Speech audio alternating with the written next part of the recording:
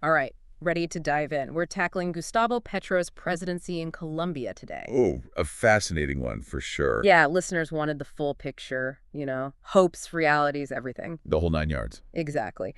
And we're using this piece from Mention Source title as our guide. It's a really interesting case study. I mean, Petro's election, it was a seismic shift for Colombia. Right. The first leftist president. Ever.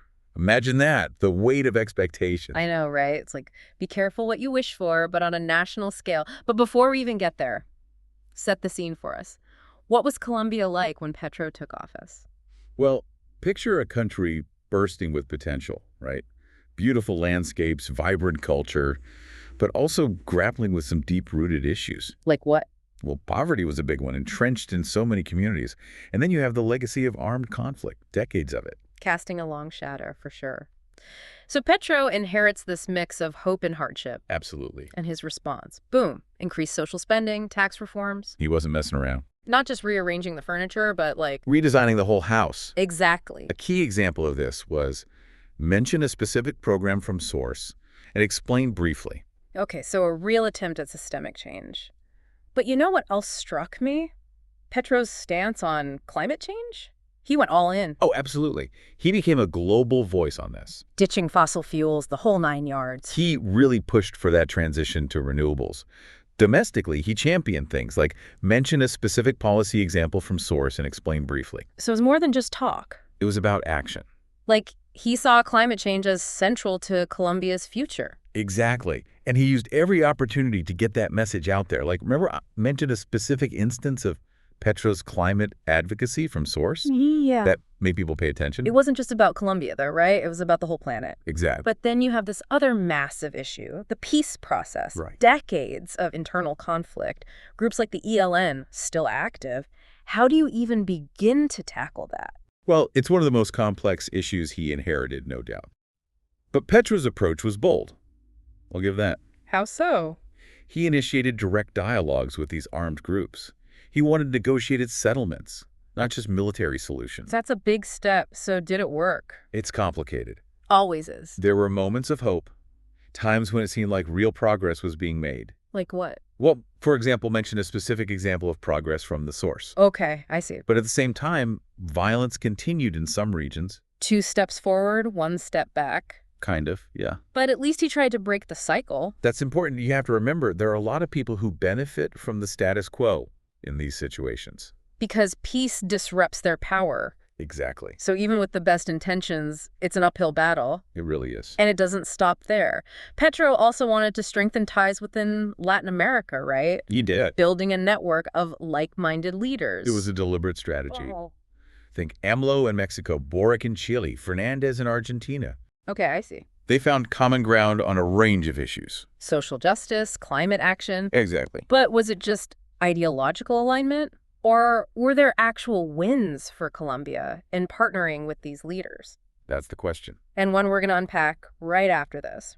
So we've talked about Petro's goals, his big ideas, but like any leader, there were bumps in the road. Oh, for sure. And one of the biggest.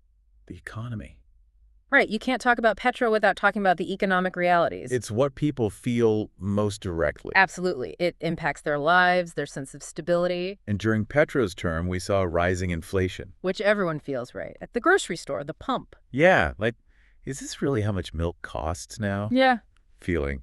So how much of that can we tie back to Petro's policies? Well, it's always complicated, right? It's It's- like trying to untangle a giant ball of yarn. Okay, I like that analogy. So some economists argue that Petro's social spending, while well-intentioned, might have played a role in inflation. Okay, I see. But then you also have to factor in things like global supply chain issues. Right. Which were impacting everyone. Exactly, and the war in Ukraine sent shockwaves through the global market. A perfect storm of factors. Pretty much. And for everyday Colombians, it probably didn't matter what the cause was if they were struggling to afford basic necessities. That's the thing about economics. It gets personal very quickly. It does. And you know what else gets more complicated when the economy is shaky? What's that? Politics.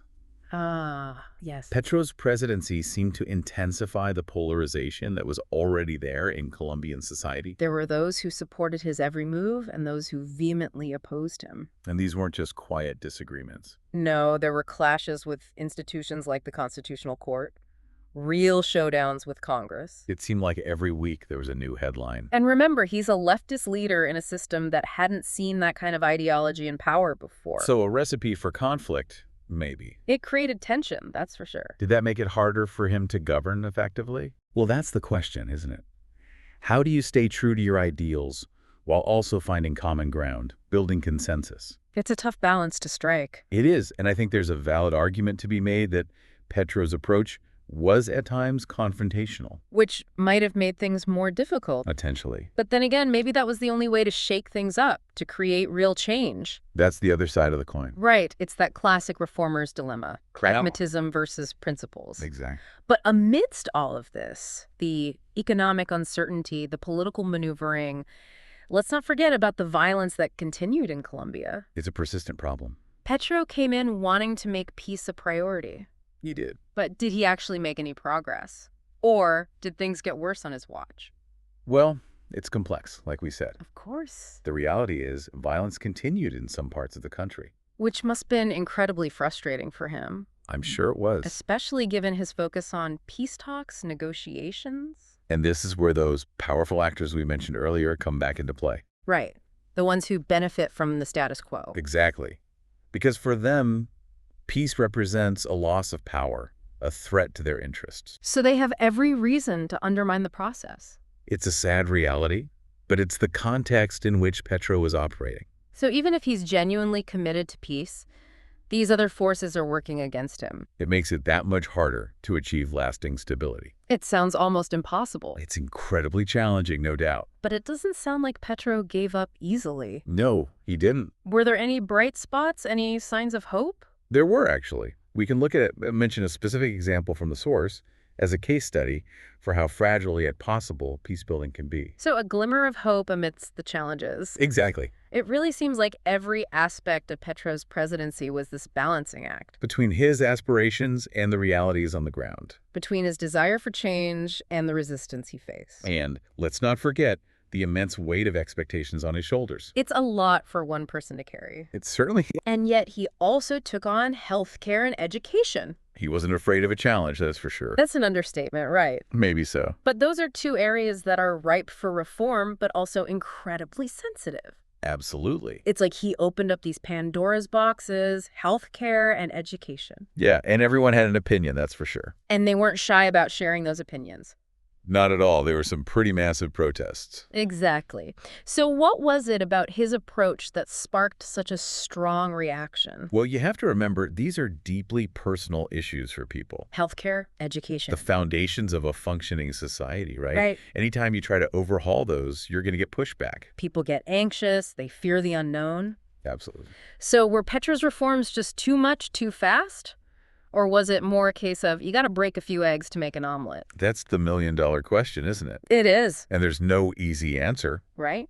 Some argued that his proposals were too radical, too disruptive. They wanted him to pump the brakes a little. Exactly. Then you have the other side saying, it's about time. Right. These systems weren't working for everyone. And Petro was trying to address those inequalities. He was, that's for sure. It's just finding that balance is never easy. Never is. And it seems like Petro's entire presidency was this balancing act. Between his vision and the realities on the ground. Between his desire for change and the resistance he faced. He was walking a tightrope, that's for sure. He was. And, as we zoom out, look at the full picture, how do we even begin to understand his legacy? It's a tough one, right? It is. I mean, was he a success, a failure? Somewhere in between. Probably somewhere in between. Right. Historians and political scientists are going to be debating this for years.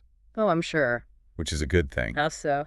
It means Petro mattered, he left a mark. He shook things up. Exactly. And we can look at the data, the economic indicators, the social changes. See how those were impacted by his policies? But his legacy, it's more than just numbers on a spreadsheet. It's about the conversations he started, the issues he brought to light. The way he challenged the status quo. Exactly. He held up a mirror to Colombian society. Showed its complexities, its aspirations, its struggles. And even though his term is over, that journey continues. It does, and that's what's important. It's bigger than just one person, one presidency. Exactly. Well said. And on that note, I think we've reached the end of our deep dive. Listeners, thank you for joining us on this journey through Gustavo Petro's Colombia. We hope you learned something new, Maybe challenge some of your own assumptions. And maybe even came away with more questions than answers. Because that's what it's all about, right? It is. Keep exploring, keep asking those tough questions. And we'll see you next time for another deep dive.